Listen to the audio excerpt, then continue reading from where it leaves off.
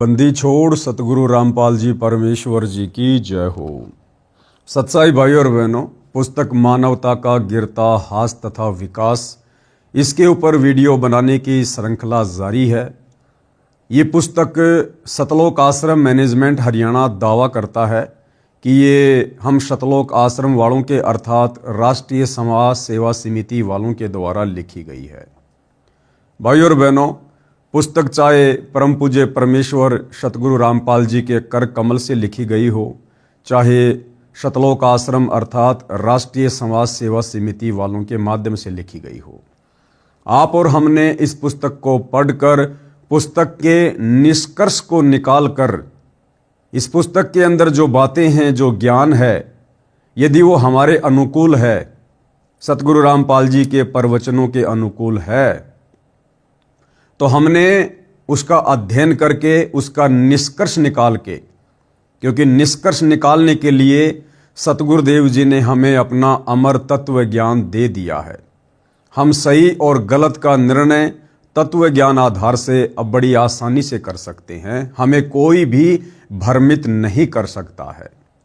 तो हमने केवल निष्कर्ष निकालना है और निष्कर्ष निकालने के बाद जो बातें हमारे भक्ति को बढ़ाएंगी, जो बातें हमारे विश्वास को बढ़ाएंगी, जिन बातों से हमें दृढ़ता मिलेगी, हमने केवल उन्हीं बातों को ग्रहण करना है। और जो बातें, जो ज्ञान सतगुरुदेव जी के भक्ति विधान के विपरीत होगा, हमने उसको छोड़ देना है। तो वीडियो में हम आगे बढ़े उससे पहले पूज्य गुरुदेव भगवान का आशीर्वाद प्राप्त करेंगे, परमेश्वर जी का जयकारा लगाएंगे। बंदी छोड़ सतगुरु रामपाल जी परमेश्वर जी की जय हो। परम पिता परमात्मा, सारी सृष्टि के सर्जनहार, कुल मालिक, असंख्य ब्रह्मांडों के स्वामी, जगत गुरु, तीनों लोकों में प्रवेश करके सबका धारण पोषण करने वाले, राजाधीराज, आत्माधार, नाथों के नाथ, देवों के देव महादेव, सर्वेश्वर महेश्वर, मृत्युंजय, अजरो अमर, आदि अनादि सनातनी प्रभु, जगत पिता जगदीश्वर, श्री श्री 1008 की उपाधि के वास्तविक अधिकारी, अकाल मूरत शब्द स्वरूपी राम, वासुदेव, सर्वगतम ब्रह्म, परम पूज्य, प्रथम पूज्य, परम संत, परम पुरुष, परम धनी, परम दयालु, सत्य कबीर, हक्का कबीर, अल्लाहु कबीर, अल्लाहु अकबर, बाखबर, अल्लाह ताला, जगत के तारणहार, जगत के मुक्तिदाता, जगत के जगन्नाथ, हारे के सहारे, हिंदुओं के राम, मुसलमानों के अल्लाह, सिखों के वाहिगुरु, ईसाइयों के मसीह, दया के सागर दयानिधि, करुणा के सागर करुणानिधि, स्वयंभू परिभू, संकट मोचन, कष्ट हरण, मंगल करण, दुख भंजन, अविगत कबीर, निर्विकार निर्विषम परमात्मा, अलय अलेख सतगुरु, आदि अनादि सतगुरु, असली मर्यादा पुरुषोत्तम, असली राम, असली कृष्ण, असली घनश्याम, असली मुरारी, राजाओं के राजा, महाराजाओं के महाराजा, शहंशाहों के शहंशाह, सम्राटों के सम्राट, भगवानों के भगवान, अल्लाहों के अल्लाह, प्रभुओं के प्रभु, मसीहाओं के मसीह, सच्चे वाहिगुरु, बाबाओं के बाबा, पीरों के पीर, सेठों के सेठ, जगत सेठ, सावड़सा सेठ, सर्वगुण संपन्न, अनंत कोटि कलाओं के स्वामी, अनंत कोटि ब्रह्मांडों के नायक, योगियों में महायोगी, ध्यानियों में महाध्यानी, सिद्धों में परम सिद्ध, ज्ञानियों में तत्व ज्ञानी, ब्रह्म ज्ञानी, महाज्ञानी, परम ज्ञानी, सर्वश्रेष्ठ ज्ञानी, विज्ञानी, युवा कबीर, समर्थ कबीर, असमवात, अमित ओजा, सच्चे रहनुमा, करीम अल्लाह, सुभान अल्लाह, दुनिया के अंतिम पैगंबर, 8 सितंबर 1951 से गांव धनाना, जिला सोनीपत, हरियाणा, भारतवर्ष की पावन भूमि पे प्रकट रियल कल की भगवान श्री नारायण साकार हरि, श्री बाबा साहेब, नूर अनंत परमात्मा, सच्चे दरवेश, सच्चे बाखबर, संत शिरोमणि सतगुरु रामपाल जी परमेश्वर जी के चरण कमल में साध संगति से जुड़े हुए देश विदेश से आप और हम सभी सत्सेवक भाई बहनों का अनंत कोटि दंडवत प्रणाम। तो भाइयों और बहनों, पुस्तक मानवता का गिरता हास तथा विकास, इसका पेज नंबर 34 और आज वीडियो नंबर 4 है। अब इस पुस्तक में आगे कर्म कांड के विषय में एक सत्य कथा लिखकर बताई गई है और ये सत्य कथा परम पूज्य परमेश्वर सतगुरु रामपाल जी के लीला में जीवन के ऊपर आधारित है। यानी भाई और बहनों, आप और हमने भक्ति मार्ग पर पूर्ण सफलता प्राप्त करने के लिए अध्यात्म को अच्छे से समझना पड़ेगा। पूर्ण गुरु के शत भक्ति मार्ग में हमने किन किन बातों का विशेष तौर पर ध्यान रखना होगा, कहीं हमारी मर्यादा टूट न जाए, नियम भंग ना हो जाएं। इसलिए हमने हर पहलू पर बहुत ही गौर करना होगा। कर्म कांड क्या है, पाखंड पूजा क्या है, कौन कौन सी ओछी साधना और घटिया साधना सतगुरु की सतभक्ति के मार्ग में बाधक है, किन किन घटिया साधनाओं से हमने बचना है, इन तमाम बातों की जानकारी होना अति आवश्यक है। कर्म कांड के विषय में सत्य कथा। संत रामपाल जी महाराज सत्संग में बताते हैं कि मेरे पूज्य गुरुदेव स्वामी रामदेवानंद जी महाराज को 16 वर्ष की आयु में किसी महात्मा के सत्संग सुनने से वैराग्य हो गया था। यहां पर लेखक के द्वारा क्या लिखा गया है कि मेरे पूज्य गुरुदेव, मेरे पूज्य गुरुदेव। भाई और बहनों, सतगुरु रामपाल जी जो कि सारी सृष्टि के पूज्य देव हैं, पूज्य गुरुदेव हैं, इष्ट देव हैं, आराध्य देव हैं। इनका कोई पूज्य गुरु नहीं हो सकता, इनका कोई इष्ट देव नहीं हो सकता।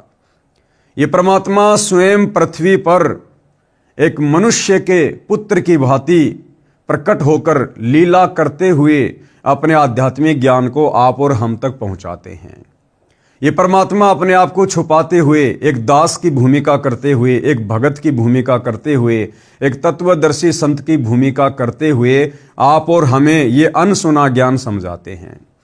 अगर ये परमेश्वर स्वयं को कह दे कि मैं कबीर हूं, मैं परमात्मा हूं, मैं सबका पूज्य देव हूं, सबका इष्ट देव हूं, तो भाई और बहनों, हम नादान इनके सत्संग भी सुनना पसंद ना करें।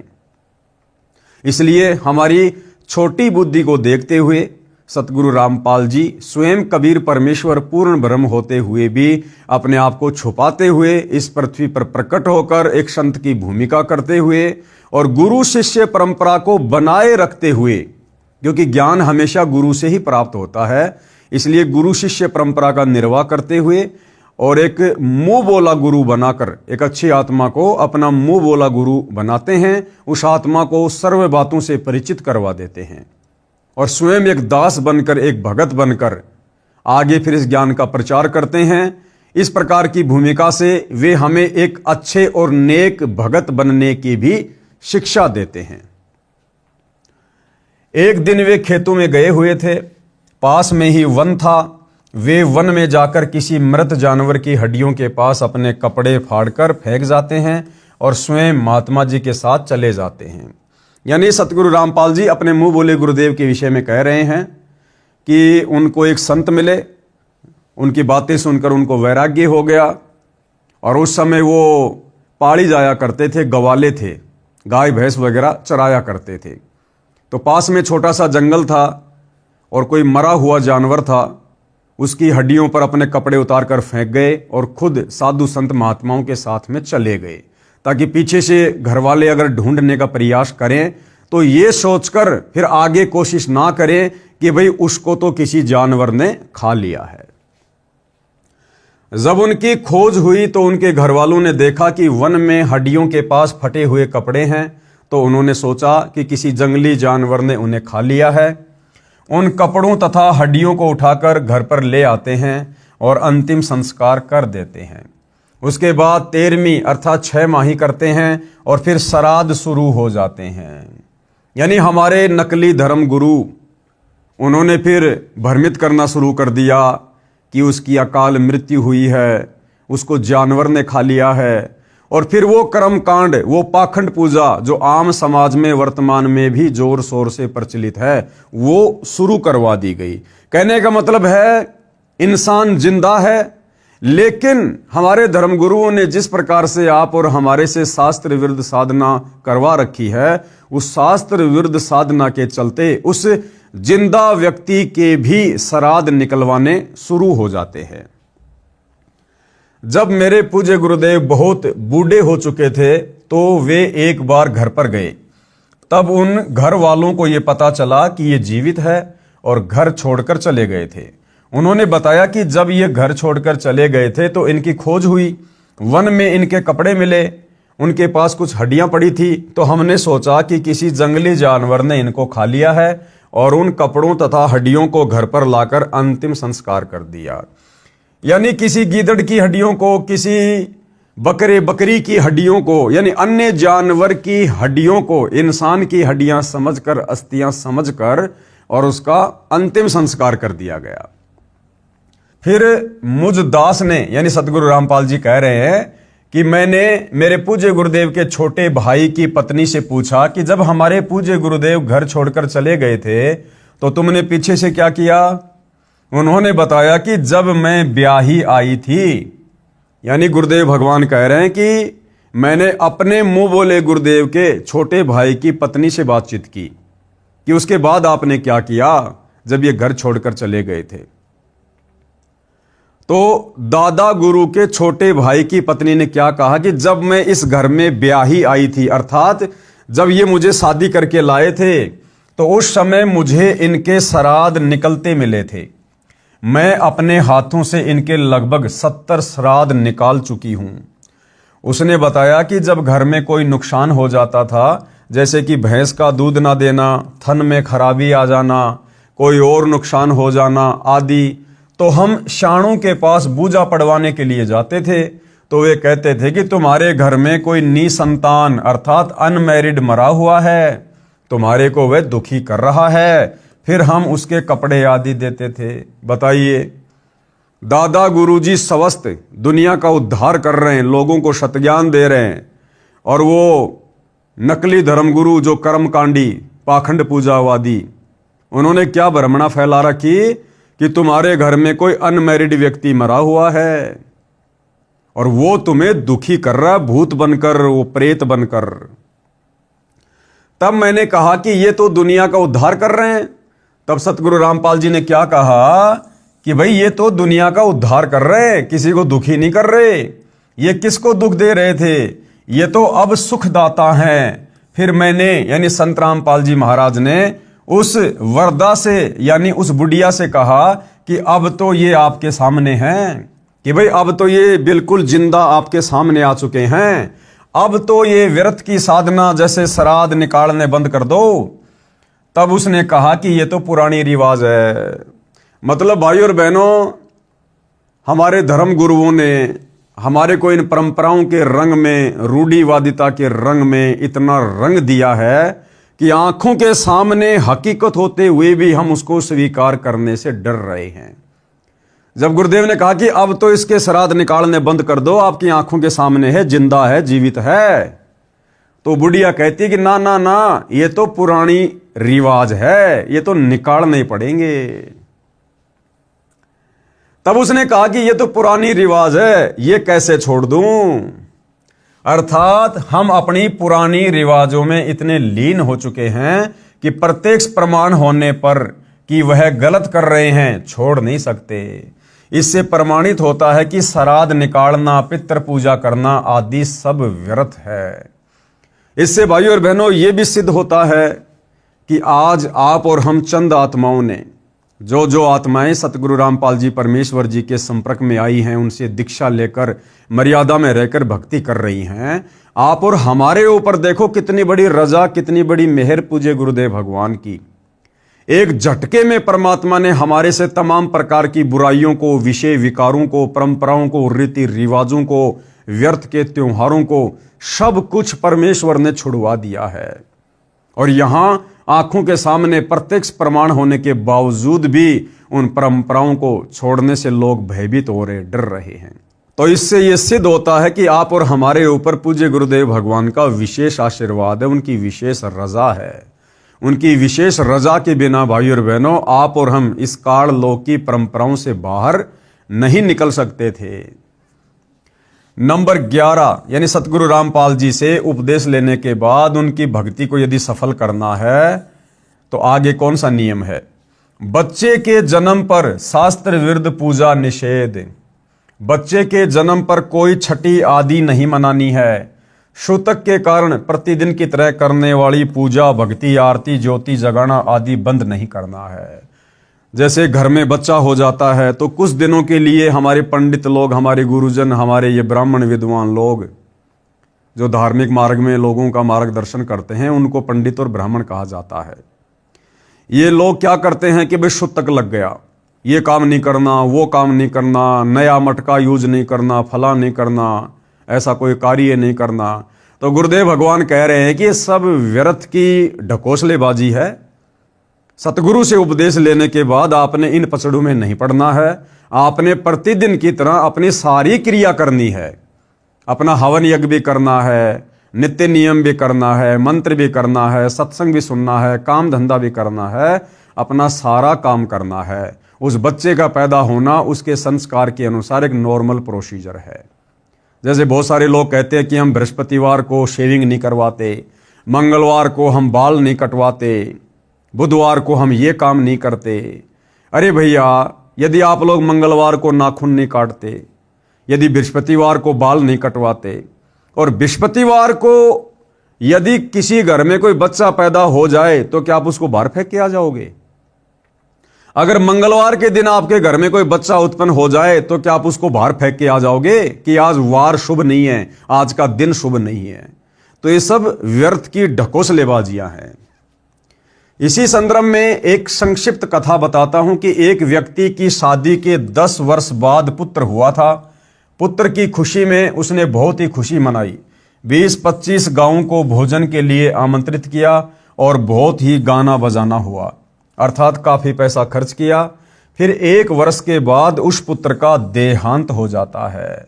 फिर वही परिवार टक्कर मारकर रोता है और अपने दुर्भाग्य को कोसता है। इसलिए कबीर साहिब हमें बताते हैं कि कबीर, बेटा जाया खुशी हुई और बहुत बजाए थाल, ये तो आना जाना लग रहा ज्यों कीड़ी का नाल। कि हे नादान प्राणी, बिना सच्चे सतगुरु की शरण के, बिना तत्व ज्ञान के, ये बेटा बेटी होने की खुशी में तू इतना पागल क्यों हो रहा है? ये तो कीड़ी के नाल की तरह है। जैसे कीड़ नगरा होता है जहां पर चींटियों के जो बिल होते हैं, वहां हम क्या देखते हैं? हजारों चींटियां जा रही हैं, हजारों चींटियां आ रही हैं। तो गुरुदेव कहते हैं कि तो आना जाना लगा हुआ है। दादा मर गया, घर में पोता आ गया, एक मर गया, दूसरे का जन्म हो गया। कि भैया, ये तो अपने अपने संस्कार को पूरा करने के लिए दुनिया आ रही है, जा रही है। तो किस बात पे खुश हो रहा है?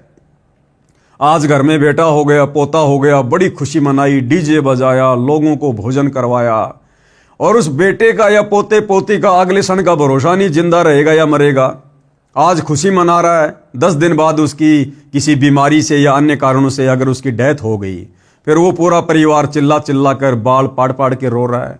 तो किस बात की खुशी, जब तुम्हें आगे का पता नहीं, तुम्हें पीछे का पता नहीं, कब तुम्हारे साथ में क्या घटना घटित हो जाए, फिर भी हम इस गंदे लोक में खुशियां मना रहे हैं। तो भाइयों और बहनों, ये हमारी अज्ञानता है, तत्व ज्ञानहीनता है। इसलिए सच्चे सतगुरु के सत्संग सुनने की जरूरत पड़ती है। सच्चा सतगुरु हमें भविष्य के दर्शन करवाता है अपने तत्व ज्ञान के माध्यम से। कबीर, पतझड़ आवत देख कर बन रोवे मनमाही, और ऊंची डाली पात थे अब पीले हो जाई। कबीर, पात झड़नता यूक है सुन भई तरवर राय, अब के बिछुड़े नहीं मिले न जाने कहां गिरेंगे जाए। कबीर तरवर कहता पात से सुनो पात एक बात, यहां की याही रीति है एक आवत एक जात। क्या समझाया हमें गुरुदेव भगवान ने इन वाणियों के माध्यम से? कबीर, पतझड़ आवत देख कर बन रोवे मनमाही, यानी जब वो पतझड़ का समय आता है, यानी जब पेड़ से पत्ते नीचे गिरने का समय आता है, तो कहते हैं ये सारा का सारा नजारा देख कर, और वो जंगल, वो वन जिसके अंदर हजारों लाखों पेड़ हैं, जिनके पत्ते पीले हो के नीचे गिर रहे हैं, पतझड़ का समय आ गया। अब वो वन मन ही मन में रो रहा है और कह रहा भाई पतझड़ का समय आ गया, अब तो मेरे जितने भी पेड़ हैं इनके सारे पत्ते नीचे गिर जाएंगे। पतझड़ आवत देखकर बन रोवे मनमाही, ऊंची डाली पात थे अब पीले हो जाई। कि ये जंगल कितना हरा भरा था, हजारों पेड़ थे, इनके इतने पत्ते थे, और अब ये सब एक एक करके नीचे गिरते जा रहे हैं। इसी प्रकार गुरुदेव हमें उदाहरण दे रहे हैं कि घर में कोई बूढ़ा व्यक्ति है, कोई वृद्ध व्यक्ति है, और जब उसका समय निकट आता है, जब उसकी मृत्यु का दिन निकट आता है, तो वो सोचता है कि मैंने क्या किया पूरी जिंदगी में, अब समय आ गया, अब मुझे यहां से जाना पड़ेगा, ये पूरा परिवार मुझे छोड़कर जाना पड़ेगा, पोते पोतियां, बेटा बेटियां, उनकी बहुएं, ये सारी संपत्ति, खेत खलिहान, ये सब मुझे छोड़ के जाना पड़ेगा, यानी हरा भरा परिवार मुझे छोड़कर जाना पड़ेगा। कबीर पात झड़नता यूं कहें सुन भई तरवर राय, और अब के बिछुड़े नहीं मिले न जाने कहां गिरेंगे जाए।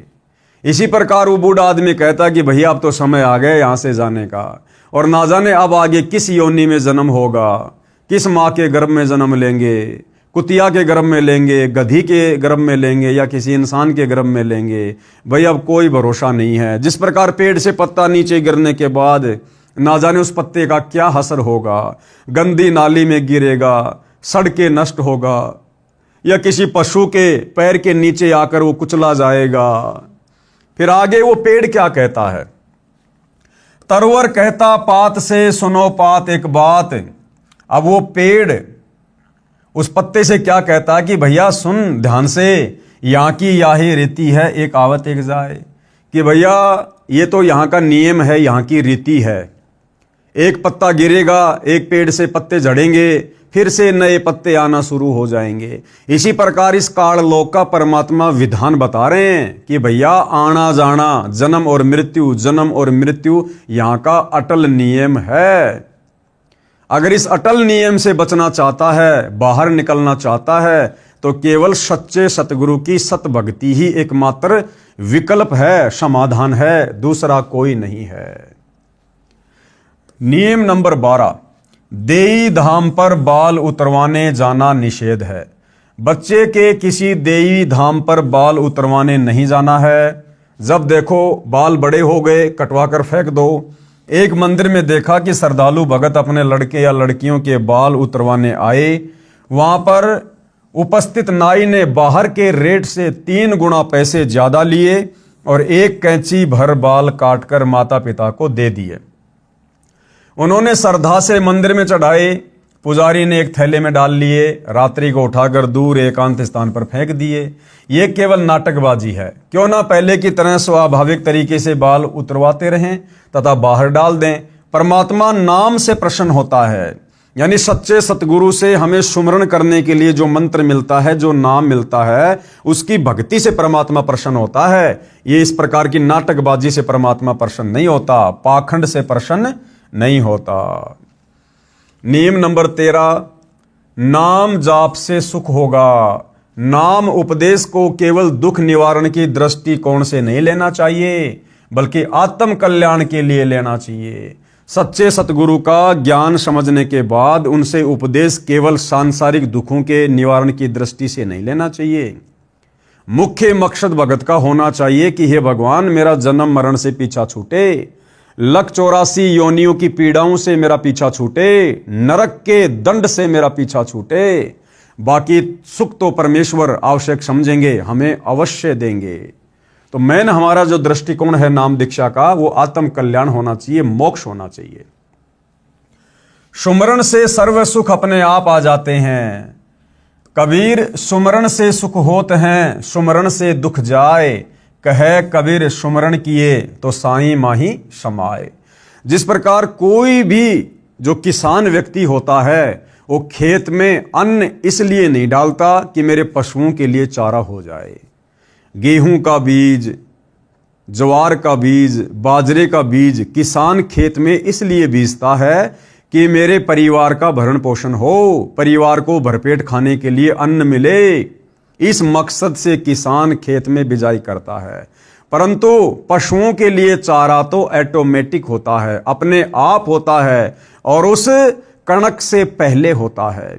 इसी प्रकार यदि हम आत्म कल्याण की दृष्टि से नाम उपदेश लेंगे और सुमरण करेंगे, तो सांसारिक सुख जो हमें आवश्यक होंगे, पूज्य गुरुदेव भगवान हमें अवश्य देंगे।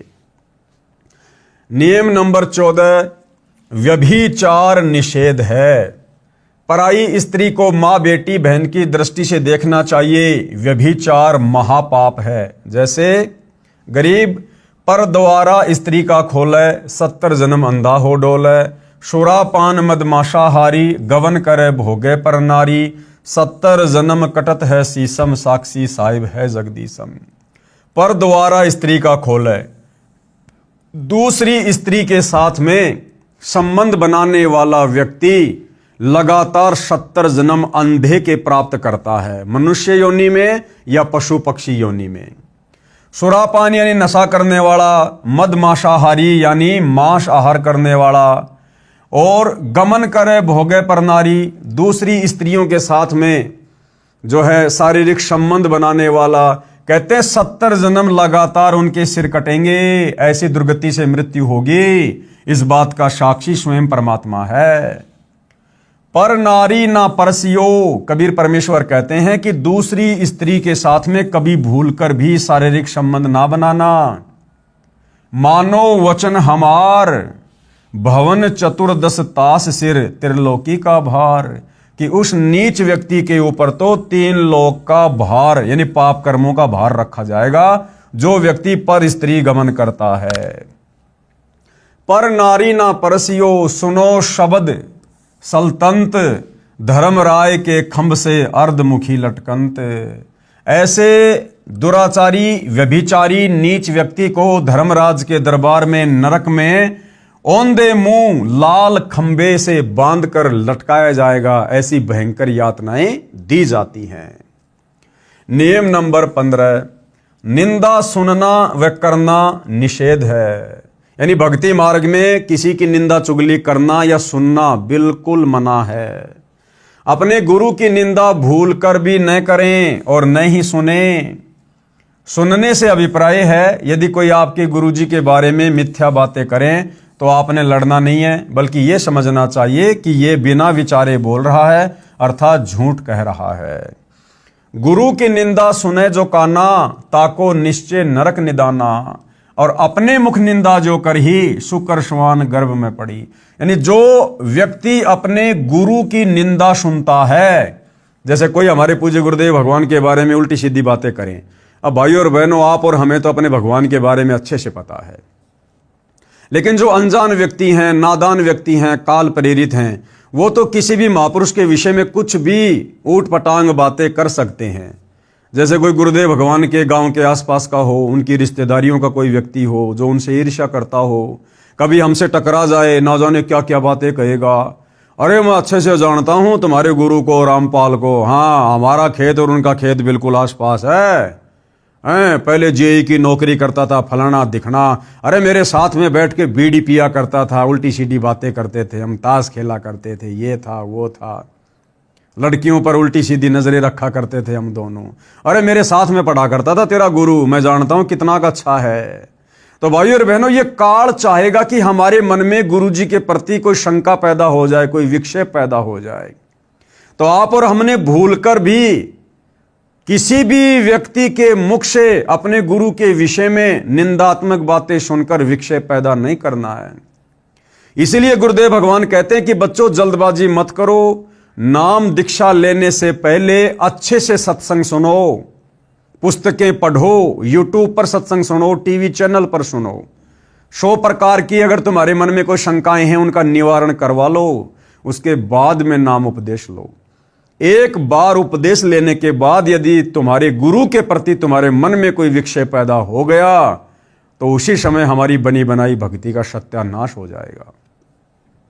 तो भाइयों और बहनों, सच्चे सतगुरु की पहचान करने के बाद, उनके ज्ञान को अच्छे से समझने के बाद, उनसे उपदेश लेने के बाद, हमने दुनिया वालों की तरफ से आंख नाक कान बंद कर लेने हैं। अब दुनिया क्या कहेगी, क्या सोचेगी, वो जाने, उनका काम जाने। हमें गुरुदेव भगवान ने शास्त्रों से प्रमाणित करके जो सत भक्ति दे दी, जो नियम मर्यादा बता दी, हमने केवल उन बातों के ऊपर फोकस करना है। इसके अलावा ये काल तो ना जाने कैसे कैसे हमारे कर्म फुड़वाने के लिए प्रयत्न करेगा। तो हमने भूलकर भी अपने गुरुदेव भगवान की निंदा नहीं सुननी है।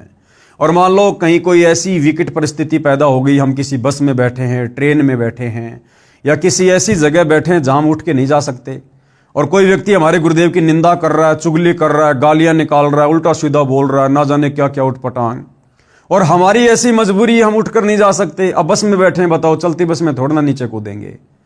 तो हमने उन व्यक्तियों की बातों पर ध्यान नहीं देना, वो जो मर्जी बोलता रहे, हमने यकीन नहीं करना उसकी बातों पर कि ये जो कह रहा है बिल्कुल बातें सही हैं। हमने यही सोचना है, हमने यही समझना है, क्योंकि हम अपने गुरुदेव से परिचित हैं, उनके आचार विचार व्यवहार से परिचित हैं, उनके सत्संगों से परिचित हैं। और वैसे भी परमात्मा कहते हैं कि साधु शब्दा परखिए, दुख पड़े घर नार, सूर वीर जद जानिए, जब रण बाजे तलवार। तो साधु संत महात्माओं की पहचान तो उनके वचनों से, उनके शब्दों से, उनके सत्संगों से होती है। तो वो व्यक्ति चाहे जो मर्जी ऊट पटांग बातें करे, लेकिन हमने हृदय से स्वीकार नहीं करना कि ये व्यक्ति जो बात हमारे गुरुदेव के बारे में बोल रहा है उल्टी सीधी, ये सत्य हो सकती हैं। यदि हमने उसकी बातों पर यकीन कर लिया, इसका मतलब हमने गुरु की निंदा सुननी शुरू कर दी। और यदि हमारे हृदय ने स्वीकार नहीं किया कि ये व्यक्ति जो बकवाद कर रहा है वो सही हो सकती है, तो वो चाहे सारे रास्ते, वो चाहे कितनी उटपटांग बातें क्यों ना करता रहे, हमें गुरु निंदा का कोई दोष, कोई पाप नहीं लगेगा, क्योंकि हम उस नालायक की, उस नादान ना समझ की बातों को महत्व नहीं दे रहे हैं। और अपने मुख निंदा जो करही, शुक्र स्वान गर्भ में पढ़ी, और जो नाम उपदेश लेने के बाद अपने मुंह से अपने गुरुजी की निंदा करता है काल प्रेरणा से, कहते हैं वो तो सीधा लक 84 योनि में जाता है, गधे कुत्ते सूअर की योनियों को प्राप्त करता है, उसका कोई ठिकाना नहीं होगा। फिर निंदा तो किसी की भी नहीं करनी है और ना ही सुननी है, चाहे वह आम व्यक्ति ही क्यों ना हो। कबीर साहिब कहते हैं, तिनका कभू ना निंदिए जो पांव तले होय, कभू ऊंट आखन पड़े पीर घनेरी होय। निंदा के विषय में गुरुदेव क्या कह रहे हैं कि भाई निंदा तो हमने किसी की भी नहीं करनी है, आम व्यक्ति की भी नहीं करनी है। ये भक्तों का काम नहीं होता है। भक्तों का काम होता है भक्ति करना, बाकी अपना काम धंधा करना। फालतू के लोगों के पास में उठना बैठना, गप्पे मारना, गपशप करना, ये भक्तों का काम नहीं होता है। तो निंदा तो हमने आम व्यक्ति की भी नहीं करनी। जैसे गांव का कोई व्यक्ति जबरदस्ती हमें बैठा ले और फिर वो व्यक्ति किसी और की निंदा करने लग जाए और हमसे झूठी हाँ भरवाए, तो हमने ऐसे व्यक्तियों के पास बैठना ही नहीं है। उनके पास बैठने से हमारा समय बर्बाद होगा, हमारी सांसें बर्बाद होंगी और कहीं न कहीं हम गलती कर बैठेंगे। इसलिए आवश्यक काम हो अपना काम करो, तुरंत वहां से उठते चल बनो। उसके पास बैठने का व्यर्थ में कोई काम नहीं है। गुरुदेव अपनी वाणी में कहते हैं कि भाई दुनिया सेती दोस्ती पड़े भजन में भंग, भाई एका एकी राम से या साधु के संग। व्यर्थ में गांव वालों के पास में, यार दोस्तों के पास में बिल्कुल नहीं बैठना चाहिए। वैसे तो भक्ति मार्ग में आने के बाद भगत का कोई यार दोस्त होता ही नहीं है। इस भक्ति मार्ग में हमारा सबसे बड़ा यार, हमारा दोस्त, हमारा मित्र, हमारा गुरु है। क्योंकि गुरु कभी भी हमें सत्य भक्ति मार्ग से नहीं भटकाएगा। गुरु कभी भी हमें कुमार्ग पर जाने की शिक्षा नहीं देगा। सांसारिक यार दोस्त रिश्तेदार हमें लाख कुशिक्षा दे देंगे कुमार्ग पर चलने की, लेकिन सतगुरु हमेशा सद्मार्ग पर चलने की ही शिक्षा देगा। तो हमारा सबसे बड़ा जो मित्र है, मित्र का मतलब क्या होता है? जो हमें सही शिक्षा दे। तो सही शिक्षा केवल सतगुरु दे सकता है। तो भगत का सबसे बड़ा मित्र भी उसका सतगुरु है। तो गुरुदेव कहते हैं व्यर्थ में लोगों के पास में नहीं बैठना चाहिए। दुनिया से ती दोस्ती पड़े भजन में भंग। कहीं न कहीं तुम्हारे भजन में, तुम्हारी भक्ति में बाधा उत्पन्न होगी, मर्यादा टूटेगी। तो क्या करें? एका एकी राम से या साधु के संग। क्या करना चाहिए भगत ने? एका एकी राम से। एका एकी राम का मतलब होता है एक तुम और एक तुम्हारा राम, यानी तुम्हारा गुरु। यानी या तो अपना सत्संग सुनो या अपना सुमरण करो, गुरु की महिमा में कोई शब्द गा लो, या तो ये प्रोसीजर अपनाओ, या फिर किसी भगत भाई से बातचीत कर लो, या किसी भगत भाई बहन के पास में जो आसपास रहते हैं घूमते घूमते वहां चले जाओ। अब भगत भगत से मिलेगा तो क्या करेगा? परमात्मा की चर्चा करेगा, मालिक की महिमा करेगा। तो इस प्रकार से भक्ति मार्ग पर हम गलतियां करने से, मर्यादाएं खंड करने से बच सकते हैं। दूसरा कोई तरीका नहीं है। तो गुरुदेव कहते हैं कि निंदा तो भगत ने जो है वो तिनके की भी नहीं करनी है। तिनका, घास का तिनका, सूखा तिनका नीचे पड़ा हुआ है। एक उदाहरण दे रहे हैं परमात्मा कि निंदा तो हमने उस निर्जीव वस्तु की भी नहीं करनी।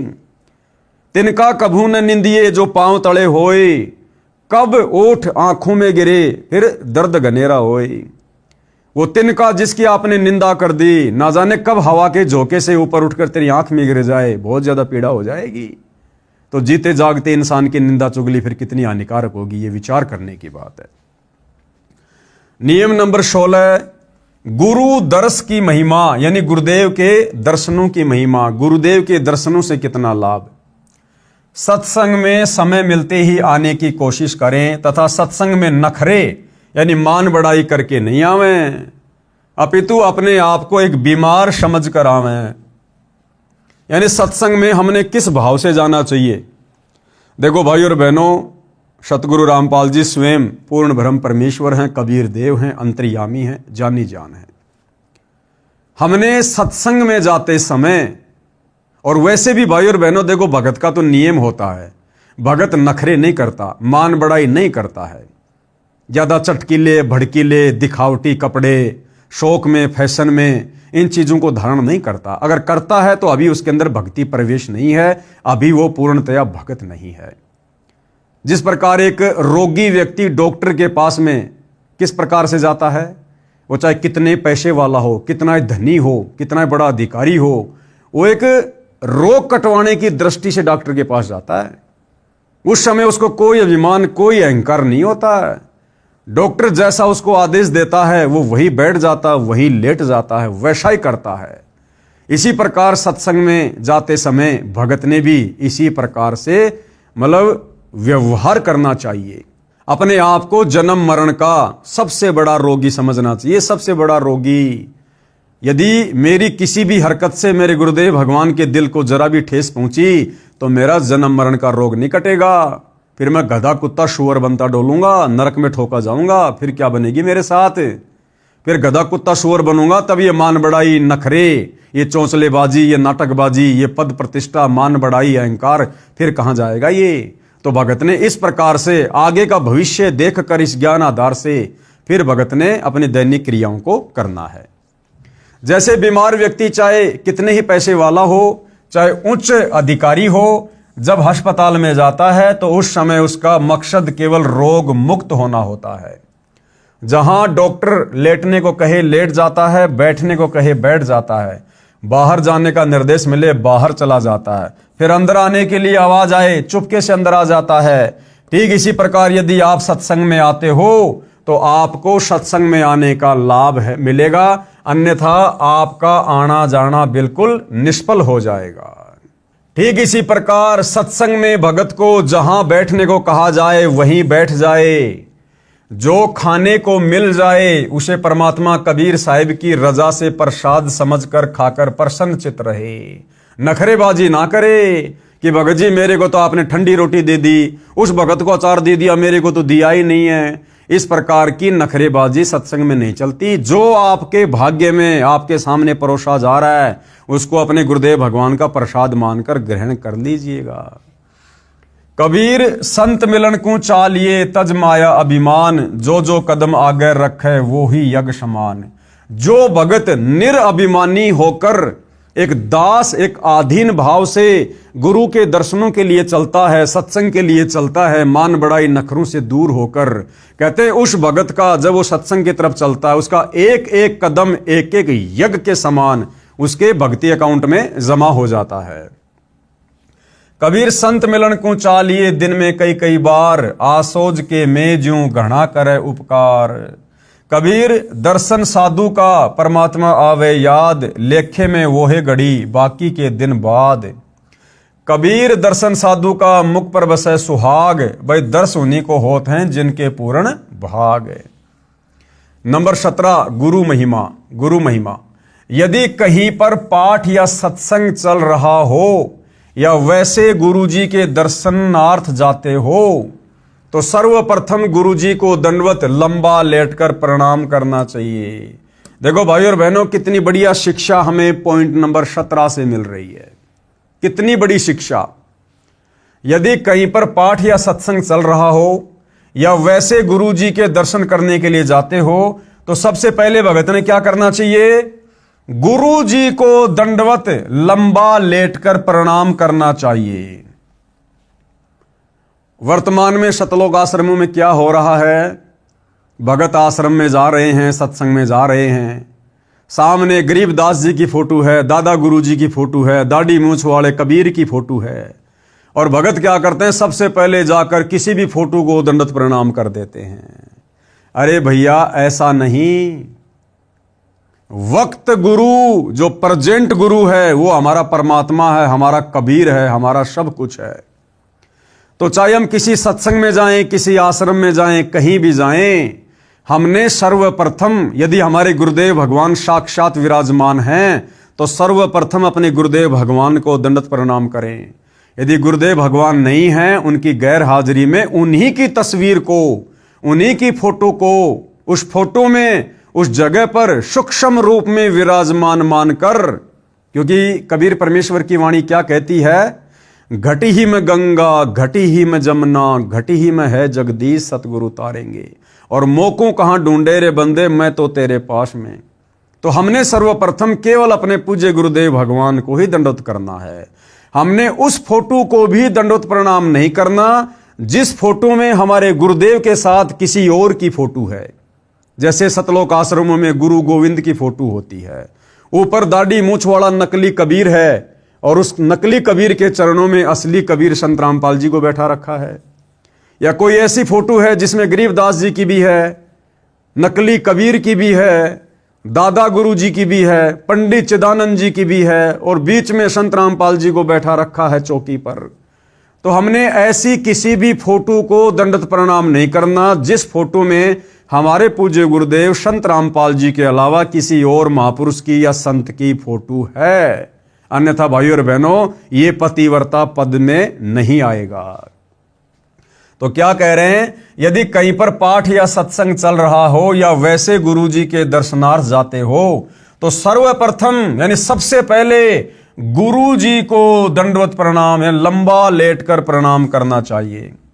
और बाद में सतग्रंथ साहिब यानी जिसका पाठ हो रहा है गरीबदास जी की वाणी का, बाद में सतग्रंथ साहिब व तस्वीरें। फिर कौन सी तस्वीरें, जैसे साहिब कबीर की, वो दाढ़ी मूछ वाली कबीर की नकली फोटो मूर्ति, और गरीबदास जी व स्वामी राम देवानंद जी व गुरु जी की मूर्ति को प्रणाम करें। केवल प्रणाम करें, दंडवत प्रणाम नहीं।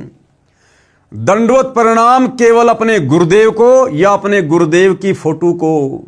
और बाकी अन्य जो फोटोएं हैं, गुरुदेव ने सबके नाम लिख दिए। अन्य तस्वीरें बाद में सदग्रंथ साहिब व तस्वीरें साहिब कबीर की यानी दाढ़ी मूछ वाले नकली कबीर की फोटो कहो चाहे मूर्ति कहो, बात एक ही है।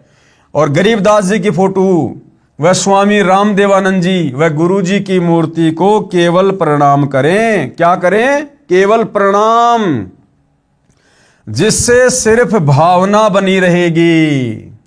मूर्ति पूजा नहीं करनी है, केवल प्रणाम करना पूजा में नहीं आता। ये तो भगत की श्रद्धा को बनाए रखने में सहयोग देता है। पूजा तो किसकी करनी है? पूजा तो वक्त गुरु। अब वक्त गुरु कौन है भाई? वर्तमान में वक्त गुरु कौन है? सतगुरु रामपाल जी हैं वक्त गुरु वर्तमान में।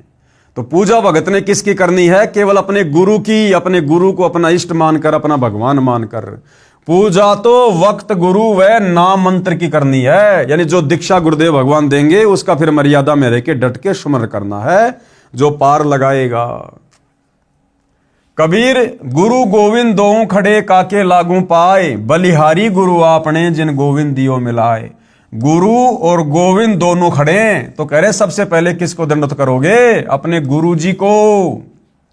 कबीर गुरु बड़े हैं गोविंद से। गुरु को गोविंद यानी भगवान से भी बड़ा बताया गया है, क्योंकि असल में गोविंद ही गुरु का रूप धारण करके पृथ्वी पर आते हैं। भाई मन में देख विचार, यानी तत्वदर्शी संत के सत्संगों को सुनकर विचार कर, और हरि सुमरे सो रह गए और गुरु भजे होए पार। कबीर हरि के रूठ त्या गुरु की शरण में जाए। कबीर गुरु जो रूठ गए तो वो भगवान भी नहीं करेगा सहाय। कबीर सात समुद्र की मसी करूं, लेखनी करूं बन राय, और धरती का कागज करूं तो गुरु गुण लिखा न जाए। नियम नंबर 18 क्या कहता है? मांस भक्षण निषेध है। अगर भक्ति मार्ग में आपने मांस भक्षण किया, किसी भी जीव की हत्या की या मांस खाया, या आपने मांस खाने में किसी का सहयोग किया, तो आपकी भक्ति मर्यादा खंडित हो जाएगी। अंडा व मांस भक्षण व जीव हिंसा नहीं करनी है, ये महापाप होता है।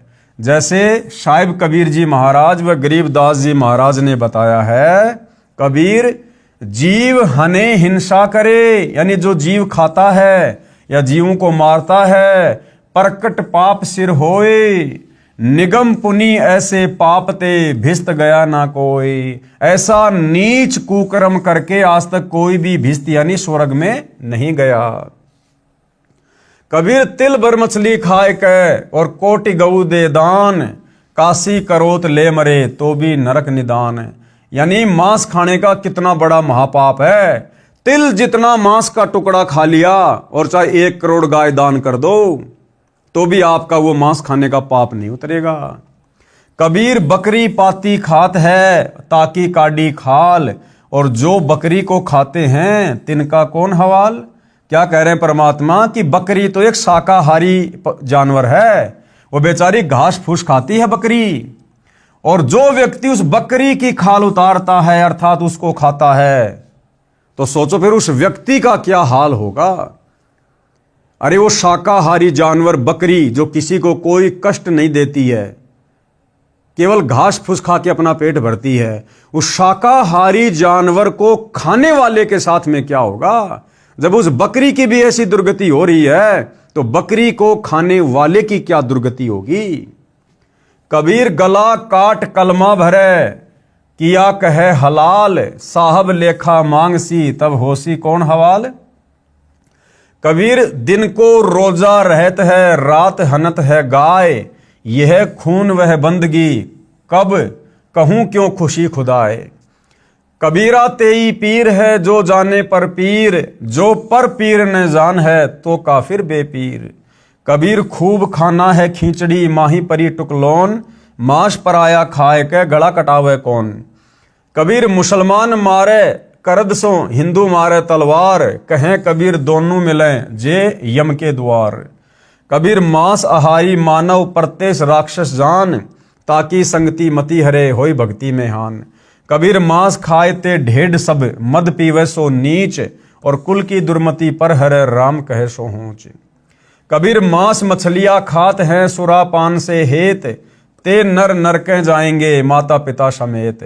कबीर जीव हिंसा जो करते हैं या आगे क्या पाप, और कंटक जूनी जिहान में सिंह भेड़िया और सांप। जोटे बकरे मुर्गे ताई लेखा सब ही लेत गोसाई, मृग मोर मारे में मनता अचराचर है जीव अनंता। जीव्या स्वाद हिते प्राणा नीमा नाश गया हम जाना, तीतर लवा बुटेरी चिड़िया खूनी मारे बड़े अंगड़िया। अदले बदले लेखे लेखा समझ देख सुन ज्ञान विवेका, गरीब शब्द हमारा मानियो और सुनियो नर नारी, जीव दया बिन कुफर है चले जमाना हार। कहने का मतलब है किसी भी प्रकार से चाहे कोई भगत हो या कोई जगत का व्यक्ति हो, मांस खाना बहुत बड़ा महापाप है। अनजाने में हुई हिंसा का पाप नहीं लगता। हाँ, यदि अनजाने में आपसे कोई हिंसा हो गई, जैसे रास्ते चलते कोई चींटी मर गई, अन्य कोई जानवर मर गया, गलती से गाड़ी से एक्सीडेंट हो गया कोई जानवर मर गया, कोई व्यक्ति मर गया, तो उसका दोष भगत को नहीं लगेगा। देखो, जगत वाला व्यक्ति चाहे अनजाने में किसी को मार दे चाहे जानबूझ के मार दे, उसका तो बराबर पाप है यहां के विधान के अनुसार। लेकिन सच्चे सतगुरु से उपदेश लेने के बाद भगत जानबूझ के तो किसी को मारेगा नहीं, मांस खाएगा नहीं, हिंसा करेगा नहीं। और अनजाने में यदि भगत के हाथों किसी की मौत हो जाती है, गाड़ी से एक्सीडेंट में किसी की मौत हो जाती है, राह चलते दुनिया भर के जीव जंतुओं की मौत हो जाती है, तो उस दोष का जो पाप है, उस हत्या का जो पाप है, वो सच्चे सतगुरु की शरण में आने के बाद फिर भगत को नहीं लगता है, क्योंकि सच्चा सतगुरु फिर भगत के वकील का काम करता है। जिस प्रकार गुरुदेव ने उदाहरण दिया कि एक व्यक्ति ऐसा है जिसके पास में ड्राइविंग लाइसेंस नहीं है और जो गाड़ी चला रहा है, यदि उस व्यक्ति से किसी का एक्सीडेंट हो गया और दुर्घटना में किसी की मौत हो गई, तो उस व्यक्ति को सजा मिलेगी, तुरंत सजा मिलेगी, जिसके पास लाइसेंस नहीं है। और एक व्यक्ति ऐसा है जो गाड़ी चला रहा है, उसके पास लाइसेंस भी है, और यदि अनजाने में कोई एक्सीडेंट हो गया, गलती से कोई एक्सीडेंट हो गया, किसी की मृत्यु हो गई, तो सरकार ये देखेगी कि इस व्यक्ति के पास में लाइसेंस है, ये व्यक्ति ड्राइवर है, इसने जानबूझ के नहीं मारा, कारण कोई और हो सकता है, तो 90% उस व्यक्ति का बचाव हो जाएगा जिसके पास में लाइसेंस है। तो इसी प्रकार जो सतगुरु का हंस है, सतगुरु का भगत है, और जिसके पास सतगुरु का वो मंत्र रूपी लाइसेंस है, जिसने उपदेश ले रखा है, उस व्यक्ति का सतगुरु वकील बनकर धर्मराय के दरबार में उसका मुकदमा लड़ता है, उसका बचाव करता है। वो दोष सतगुरु उसके ऊपर नहीं लगने देता। इच्छा कर मारे नहीं, बिन इच्छा मर जाए। देखो, भगत कभी भी अपनी इच्छा से जानबूझकर किसी की हत्या नहीं करेगा, और यदि बिना इच्छा के, यानी यदि अनजाने में भगत से कोई गलती हो जाए, तो कहे कबीर उस भगत का पाप नहीं लगाए, उस भगत को सतगुरु पाप नहीं लगने देता। नंबर 19, गुरुद्रोही का संपर्क निषेध। अब सबसे पहले यह जानना होगा कि गुरुद्रोही कौन होता है, जिसके संपर्क में आने से परमात्मा हमें मना कर रहे हैं। परमेश्वर ने हमें गुरुद्रोही की परिभाषा बताई। गुरुद्रोही सब कोई कहे, गुरुद्रोही न जाने कोई, गुरु से बैर ईर्ष्या करे, गुरुद्रोही कावे सोई। कौन कौन व्यक्ति गुरुद्रोही की श्रेणी में आते हैं? जो व्यक्ति आपके गुरु की निंदा करता है, चुगली करता है, गालियां निकालता है, विरोध करता है, जो गुरु की भक्ति नहीं करता, या भक्ति करता था लेकिन भक्ति छोड़ दी, उसके बाद गुरु का विरोधी बन गया, या गुरु के ज्ञान के विरुद्ध खुद भी चल रहा है, दूसरे भक्तों को भी चला रहा है, मर्यादा तोड़वा रहा है, ऐसा व्यक्ति भगत होने के बावजूद भी गुरुद्रोही की श्रेणी में आता है। तो ऐसे लोगों के संपर्क में ना आने की सलाह परमात्मा हमें दे रहे हैं। यदि कोई भगत गुरु जी से द्रोह, यानी गुरु से विमुख हो जाता है, वह महापाप का भागी हो जाता है। यदि किसी को मार्ग अच्छा ना लगे तो अपना गुरु बदल सकता है। यदि वह पहले वाले गुरु के साथ बैर व निंदा करता है तो वह गुरुद्रोही कहलाता है। ऐसे व्यक्ति से भक्ति चर्चा करने में उपदेशी को दोष लगता है, उसकी भक्ति समाप्त हो जाती है। अब समस्या आएगी भाई, यदि घर में कोई गुरुद्रोही हो गया, तो जैसे घर में 5 सदस्यों ने नाम ले रखा है और एक व्यक्ति गुरुद्रोही हो गया, तो गुरुदेव की इस वाणी के अनुसार क्या हम उसके संपर्क में ना रहें? क्या हम उसकी कोई भी बात ना माने? ऐसा नहीं कहा परमात्मा ने। भक्ति मार्ग से संबंधित यदि वो कोई चर्चा करता है तो उसकी बातें नहीं सुननी है, क्योंकि गुरुद्रोही क्या चर्चा करेगा? गुरुजी के बारे में उल्टा सीधा बोलेगा, निंदा चुगली करेगा। तो हमने उनकी उन बातों को नहीं सुनना है, हमें हां नहीं भरनी है। बाकी घर का कोई काम है, खेती बाड़ी का काम है, बच्चों से संबंधित कोई काम है, और कोई सलाह वगैरह लेना है, तो उस गुरुद्रोही व्यक्ति से घर का सदस्य होने के नाते हम परामर्श भी लेंगे, सलाह मशवरा भी हम करेंगे, और घर गृहस्थी से संबंधित कोई बात मानने योग्य होगी, हम उसकी बात को मानेंगे भी। लेकिन भक्ति मार्ग में यदि वो कोई उटपटांग बात करेगा तो हमने बिल्कुल भी उससे संपर्क नहीं करना। संपर्क करने का मतलब है उसकी बातों को सुनना नहीं है, अनदेखा कर देना है। अपना कोई काम धंधा करने लग जाओ, वो भोगता रहेगा, बड़बड़ करता रहेगा। गरीब गुरुद्रोही की पैड़ पर जे पग आवे वीर। पैड़ का मतलब है उसकी यश में यश करना। और 84 निश्चय पड़े सतगुरु कहे कबीर। कबीर जान बूझ सांची तजे करे, झूठ से ने जाकी संगत है प्रभु, शौपन में भी ना दे। अर्थात गुरुद्रोही के पास जाने वाला भक्ति रहित होकर नरक व लक 84 जूनियों में चला जाता है। गुरुद्रोही के पास जाने का मतलब है गुरुद्रोही की बातों में यश करने वाला। गुरुद्रोही यदि गुरुजी के बारे में उल्टा सीधा बोलता है, निंदा चुगली करता है, और हम यदि उसकी यश में यश कर रहे हैं कि हाँ भाई बिल्कुल बात सही है, गुरुजी ने ऐसा जरूर कर दिया होगा, तो फिर वो भगत भी 84 लाख योनियों का अधिकारी हो जाता है। आगे क्या नियम है भक्ति को सफल करने के लिए? नियम नंबर 20, जुआ निषेध। जुआ ताश कभी नहीं खेलना चाहिए। देखो, जुआ और ताश खेलने से क्या नुकसान है? सबसे पहला नुकसान है कि हमारे समय की और हमारी समासों की बर्बादी होगी। कोई ताश खेल रहा है, हम उसके पास बैठ गए तो हमें क्या मिलेगा? वो सारी बकवाद गढ़ेंगे उल्टी सीधी वहां पर, तो भगत का समय बर्बाद हो गया। भगत ने जो समय परमात्मा की भक्ति में, सत्संग में, सुमरण में लगाना चाहिए था, वो समय वहां पर बैठकर व्यर्थ में बर्बाद हो गया। एक दूसरे की निंदा चुगली सुनेगा। ताश जुआ खेलने वाले के यहाँ पर अक्सर लड़ाई झगड़े भी हो जाते हैं, झूठी किसी की गवाही देनी पड़ेगी, जबरदस्ती तेरा कोई गवाह में नाम लिखवा देगा, हो गया परेशान। और दूसरी बात, गुरु का वचन हो गया कि भगत ने जुआ और ताश नहीं खेलना, उनके पास भी नहीं बैठना। अब यदि हम खेलना तो दूर, यदि उनके पास भी जाकर बैठ गए तो भी गुरु वचन टूट गया, और गुरु वचन टूटने से भाई और बहनों फिर हमारी दुर्गति अवश्य होगी, हम फिर मोक्ष प्राप्त नहीं कर सकते। दूसरा, एक जुए के खेल ने महाभारत का युद्ध करवा दिया, सर्वनाश करवा दिया कौरवों का और पांडवों का। 18 करोड़ सेना मरवा दी एक जुए ने। जुआ ताश कभी नहीं खेलना चाहिए। कबीर मांस बखे और मद पीवे, यानी मांस खाने वाला व्यक्ति, शराब पीने वाला व्यक्ति, कोई भी नशा करने वाला व्यक्ति, और धन वैश्या से खाए, और लड़कियों से वैश्यावर्ती करवा कर जो व्यक्ति धन कमाता है, और जुआ खेलने वाला, ताश खेलने वाला और चोरी करने वाला, परमात्मा कहते हैं इनके तो अंत में दुर्गति होती है, इनका तो सर्वनाश होता है। आगे भक्ति मार्ग में क्या क्या निषेध है? नियम नंबर 21, नाच गान निषेध है। किसी भी अवसर पर नाचना, गाना, ठुमके लगाना, खुशी जाहिर करना, यह बिल्कुल निषेध है। किसी भी प्रकार के खुशी के अवसर पर, जैसे घर में कोई ब्याह, शादी, विवाह, जन्मदिन पार्टी, किसी भी प्रकार के खुशी के अवसर पर नाचना व अश्लील गाने गाना भक्ति भाव के विरुद्ध है। जैसे एक समय एक विधवा बहन किसी खुशी के अवसर पर अपने रिश्तेदार के घर पर गई हुई थी। सभी खुशी के साथ नाच गा रहे थे, परंतु वह बहन एक तरफ बैठकर प्रभु चिंतन में लगी हुई थी। फिर उनके रिश्तेदारों ने उनसे पूछा कि आप ऐसे क्यों निराश बैठे हो? वह भी हमारी की तरह नाचो, गाओ और खुशी मनाओ। इस पर वह बहन कहती है कि किसकी खुशी मनाऊं? भाई किस बात की खुशी मनाऊं? मुझ विधवा का एक ही बेटा था, वह भी भगवान को प्यारा हो चुका है, अब क्या खुशी है मेरे लिए?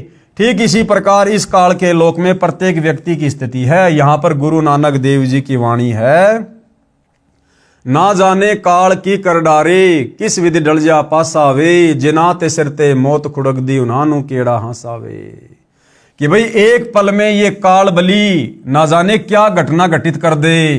पूरा का पूरा परिवार जो किसी मंदिर में, मस्जिद में, किसी धार्मिक स्थान पर या ब्याह शादी में गाड़ी में बैठकर डीजे बजाते हुए, फिल्मी गानों का आनंद लेते हुए, इधर उधर की बातें करते हुए जा रहे हैं, अचानक से गाड़ी एक्सीडेंट हो जाए, गाड़ी किसी गहरी खाई में गिर जाए, किसी नदी नाले में गिर जाए, पूरा का पूरा परिवार मर जाए या कुछ सदस्य मर जाएं। अब बताओ किस बात की खुशी मना रहे थे?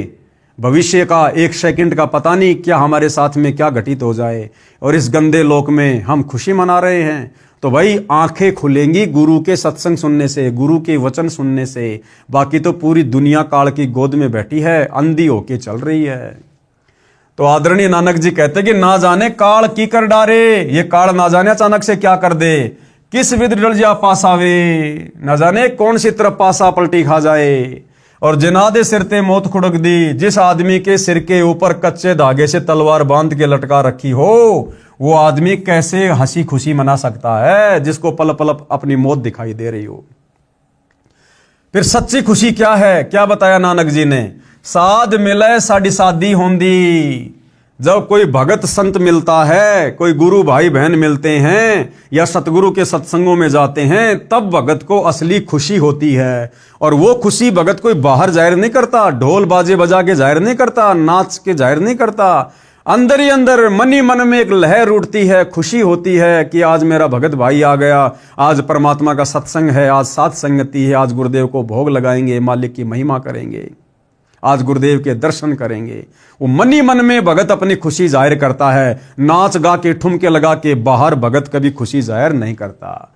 तो कहते साध मिले साड़ी शादी होंदी, और बिछुड़ जा दिलगिरी वे। और जैसे ही वो संत भगत दूर होते हैं, फिर से मन मायूस हो जाता है। अख दे नानक सुनो जिहाना, मुश्किल हाल फकीरिए। कि भाई भगत की राह, भक्ति की राह बड़ी कठिन है। कबीर साहिब जी महाराज भी कहते हैं, कबीर झूठे सुख को सुख कहे, मान रहा मन मोद, शकल चबी ना काल का, कुछ मुख में कुछ गोद। कि भाई इस काल लोक के झूठे सुखों को तो सुख मान रहा है। आज किसी के घर में बेटा उत्पन्न हो गया, पोता उत्पन्न हो गया, खुशी में नाच रहा, गा रहा, डीजे बजा रहा, झूठी खुशी मना रहा है। 4 दिन बाद हॉस्पिटल में बेटा मर गया, पोता मर गया, अब वो सारी की सारी खुशी गायब हो गई। तो परमात्मा कहते हैं इस काल के लोक में नादानो, किस बात की खुशी मना रहे हो तुम? कबीर झूठे सुख को सुख है, मान रहा मन मोद, सकल चबी ना काल का, कुछ मुख में कुछ गोद। कबीर बेटा जाया खुशी हुई बहुत बजाए थाल। अरे ये तो आवन जाना लग रहा ज्यों कीड़ी का नाल। विशेष आगे गुरुदेव क्या कह रहे हैं, स्त्री तथा पुरुष दोनों ही परमात्मा प्राप्ति के अधिकारी हैं। स्त्री और पुरुष दोनों को ही मनुष्य शरीरधारी, मानव शरीरधारी प्राणी कहा जाता है। ये दोनों ही मोक्ष प्राप्ति के अधिकारी हैं। स्त्रियों को मासिक धर्म के दिनों में भी अपनी दैनिक पूजा, ज्योति लगाना आदि बंद नहीं करना चाहिए। ना ही किसी के देहांत या जन्म पर भी दैनिक पूजा कर्म बंद नहीं करना। माता बहनों को हर महीने जो मासिक धर्म होता है, उस मासिक धर्म के समय भी अपनी भक्ति को, पूजा पाठ को या जैसे ज्योति लगाना है, इन क्रियाओं को बंद नहीं करना है। इन नकली धर्म गुरुओं ने, पाखंडी धर्म गुरुओं ने ज्ञानहीनता के चलते स्त्रियों को पुरुषों से हे समझ लिया। जिस समय माता बहनों को मासिक धर्म होता है तो हमारे नादान धर्म गुरुओं ने ये कहकर, तरह तरह की बातें कहकर कि मासिक धर्म के समय स्त्रियां खाना नहीं बना सकती हैं, नए कपड़े नहीं पहन सकती हैं, पूजा पाठ नहीं कर सकती हैं, भगवान को भोग नहीं लगा सकती हैं। ये दुनिया भर का पाखंड और आडंबर फैला रखा था। अब गुरुदेव भगवान ने आकर हमें सत भक्ति से परिचित करवाया है, पाखंड की दुनिया से बाहर निकाला है। तो हम जितने भी सतगुरु रामपाल जी परमेश्वर जी के फॉलोवर हैं, उनके भगत हैं, वो चाहे स्त्री है, चाहे पुरुष है, चाहे किसी भी प्रकार की कोई भी समस्या है, मासिक धर्म तो छोड़ो, अगर घर में किसी की मृत्यु हो जाए, चाहे अकाल मृत्यु हो, चाहे किसी बच्चे की मृत्यु हो, चाहे किसी वृद्ध की मृत्यु हो, हम भक्तों ने तीनों समय की आरती करना, सत्संग सुनना, ज्योत लगाना, यानी कोई भी धार्मिक क्रिया हमने नहीं छोड़नी है। चाहे सांसारिक रीति रिवाज के हिसाब से, चाहे सूतक हो, चाहे पातक हो, चाहे कुछ भी हो, क्योंकि हमारा कल्याण भगवान की भक्ति से होगा। अरे सूतक पातक के समय हम लोग खाना पीना क्यों नहीं छोड़ते भाई? बोलना चलना क्यों नहीं छोड़ते भाई? कपड़े पहनना क्यों नहीं छोड़ते भाई? ये सूतक पातक के समय भक्ति क्यों छोड़ रहे हैं? क्योंकि ये काल का षड्यंत्र है, काल का जाल है, और हमने काल के अनुसार नहीं, काल के बाप अकाल सतगुरु रामपाल जी के अनुसार चलना है। नोट, जो भगत जन इन 21 सूत्रीय आदेशों का पालन नहीं करेगा उसका नाम समाप्त हो जाएगा। अब देख लो भाई और बहनों, पूरे 21 नियम आप जियों को इस पुस्तक मानवता का गिरता हास तथा विकास के अंदर बता दिए, समझा दिए गए हैं। अब आप जी खुद ही विचार कर लेना, अगर इन 21 नियमों में से आपने एक भी नियम तोड़ा तो आपका प्रथम नाम नहीं चलेगा। आपके प्रथम नाम से आपको कोई किसी प्रकार का लाभ नहीं मिलेगा, आपकी मर्यादाएं खंडित मानी जाएंगी। ये 21 सूत्रीय नियम प्रथम उपदेश वाले भगत के लिए लागू होते हैं, और जब आपको दूसरा नाम सतनाम मिलेगा उसके बाद आपको 34 नियम और मिलेंगे। इन नियमों के अलावा 34 नियम और मिलेंगे, और जो व्यक्ति उन 34 नियमों में रहकर भक्ति नहीं करेगा उसका सतनाम नहीं चलेगा। यदि अनजाने में कोई गलती भी हो जाती है तो वह माफ हो जाती है, अनजाने की गलती माफ है। भगत ने नाम दीक्षा ले ली, अब एकदम से तो सारा ज्ञान समझ नहीं पाएगा, तो जब तक उसको सतनाम नहीं मिलता है, और यदि अनजाने में उसने कोई गलती कर दी, अनजाने में भले किसी ने धोखे से उसको शराब पिला दी हो ठंडे में मिलाकर, किसी ने उसको मांस खिला दिया हो धोखे से, तो अनजाने में हुई गलती का कोई दोष परमात्मा ने नहीं बताया, उस भगत का नाम खंडित नहीं होता है। फिर भी कोई शंका है तो गुरुदेव ने शुद्धिकरण का ऑप्शन दिया हुआ है, वापस अपने गुरुदेव के पास जाकर उनसे समायाचना करके सारी बातें बता के फिर से गुरुदेव का आशीर्वाद प्राप्त करो, फिर से नाम उपदेश ले लो जैसा गुरुदेव कहें। बाकी जानबूझ के यदि हम सांची तजेंगे, गलती करेंगे, तो फिर हमारा नाम कोई काम नहीं करेगा। यदि अनजाने में कोई गलती हो जाती है वह माफ हो जाती है, और यदि जानबूझ कर कोई गलती की है तो वह भगत नाम रहित हो जाता है, उसकी सदस्यता भंग कर दी जाती है, यानी सतगुरु से उसका कनेक्शन कट जाता है। इसका समाधान यही है कि गुरुदेव जी से क्षमा याचना करके दोबारा नाम उपदेश लेना होगा, आप जी को पुनः सदस्यता प्राप्त होगी। अगर नाम खंडित भी हो गया तो किससे याचना करनी है? अपने गुरु जी से, गुरुदेव जी से क्षमा याचना करके। और वर्तमान समय में आज 2026 है, गुरुदेव हिसार जेल में बैठे हैं। जगह जगह सतलोक आश्रम वालों ने, इन राष्ट्रीय समाज सेवा समिति वालों ने अपने धार्मिक धंधे के लिए नाम दीक्षा केंद्र खोल रखे हैं, आश्रम खोल रखे हैं। रोजाना हजारों की संख्या में भगत वहां जाकर नाम शुद्ध करवा रहे हैं। अरे नादानो, गुरुदेव का विधान क्या है? अगर आपने गलती भी कर दी है, नाम भी खंडित हो गया है जाने अनजाने में, तो नाम शुद्ध करवाने से पहले साक्षात अपने गुरुदेव से प्रार्थना करनी पड़ती है। अब बताओ, वर्तमान में गुरुदेव तिहाड़ जेल में बैठे हैं और तुम हजारों की संख्या में रोजाना नाम शुद्ध करवा रहे हो। अरे कौन है जो तिहाड़ जेल में जाकर अपने गुरुदेव से आज्ञा लेकर फिर नाम शुद्ध करवा रहा है? तो भाइयों और बहनों, ये वर्तमान में गुरुदेव की गैर हाजिरी में नाम दीक्षा के अंदर खोल खोल कर, ये फर्जी सतलोक आश्रम खोल खोल कर जो पाखंड, जो धार्मिक धंधा चल रहा है, ये बिल्कुल मिथ्या है, बेकार है। इसका कोई औचित्य नहीं है किसी भी प्रकार से। पुस्तक ज्ञान गंगा की भूमिका, यानी जो ज्ञान गंगा पुस्तक पूज्य गुरुदेव भगवान के द्वारा लिखी गई है, यानी गुरुदेव भगवान के सत्संगों का जो संग्रह है। पहले ये ज्ञान गंगा पुस्तक एक दूसरी पुस्तक के रूप में समाज में वितरित की जाती थी, लोगों को ज्ञान समझाने की दृष्टि से।